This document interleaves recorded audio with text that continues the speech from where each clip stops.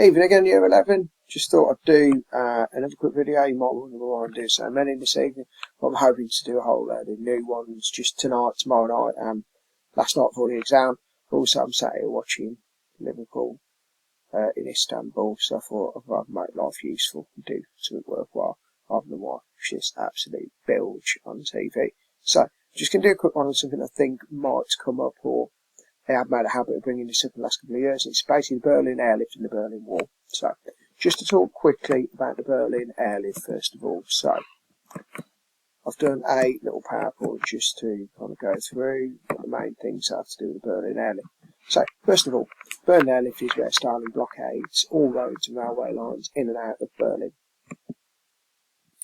Now, after the blockade, around 3.5 million Germans leave East Germany for West Germany. West Germany becomes established, and the strongest half of Germany, West Berlin, also becomes stronger now.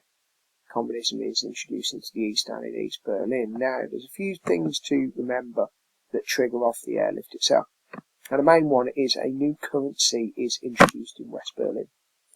We've also got Truman Doctrine and Marshall Aid. So basically, it looks like the West, which is this bit here on the left-hand side. The West is putting pressure on Berlin and West Berlin, and Stalin reacts. And basically he blocks all roads and railway lines in and out of Berlin. Germany, Yalta and Potsdam have already divided it, but the Berlin blockade is where actually the problems come home to roost. Now, basically there are air drop supplies every 90 seconds from June 48 till May 1949 until the blockade ends. And in fact, for those of loads of nerd knowledge about this, but basically West Berliners have a higher calorific diet than people back in the UK because the Americans are airlifting food in around the clock.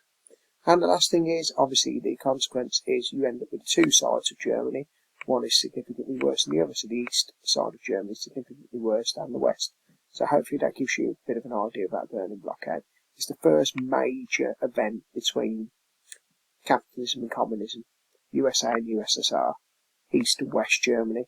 It's where the two sides of Germany effectively start to exist alongside each other, and the Cold War tensions really rise from this. There's a high point in the Cold War, and it sees basically the biggest escalation in the relationship between the two sides up to this point. Now, remember, at the end of World War II, they were good friends. Obviously, this is the first major event that changes that. Now, between 1949 and 61, this is what happened. People leaving East Germany or East Berlin for West Berlin. Okay, and you can see there are huge numbers leaving over time, and it gives you the routes that they're taken. Some fly out, some are refugees, some fly out with something called Operation Stopwatch, and some leave via the demarcation lines, and some leave over the border. Now, you can see here the majority of them are workers, and there's quite a substantial number in here of students and also children are leaving East Germany for West Germany, so it tells you a little bit about the kind of people that are leaving. Now, basically, this culminates between 1949 and 1961. 2.7 million East Germans leave East for West, basically for a better lifestyle.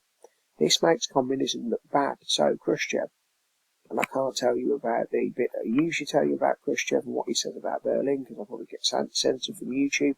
But he basically describes Berlin as the something of the West, and he puts pressure on it. And he issues something called the Berlin Ultimatum, which says Western troops should leave Berlin within 6 months. Obviously, they don't. So, the Soviets literally come in overnight in 1961, and they build this great big wall that we can see here. Now, a few facts about the wall, because you might get described the Berlin Wall. We'll describe events around the Berlin Wall or something like that for 5 marks. It's 96 miles long. The border is basically 27 miles. It's 3.6 metres high. It's got wire mesh, 41 miles around it.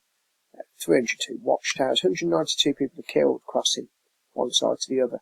And we always had a famous story about Peter Fechter, who gets shot and basically lies dying in the killing zone just over the other side of the wall. So hopefully that gives you the main ideas about the Berlin Airlift and the Berlin Wall. But they're two big issues in Berlin, one in 1948-49 and one in 1961. Remember, Berlin is the key part of Germany during the Cold War, and it's always a place where tension increases in Germany. So hopefully that's cleared up a few things about the Berlin Wall and the Berlin Airlift.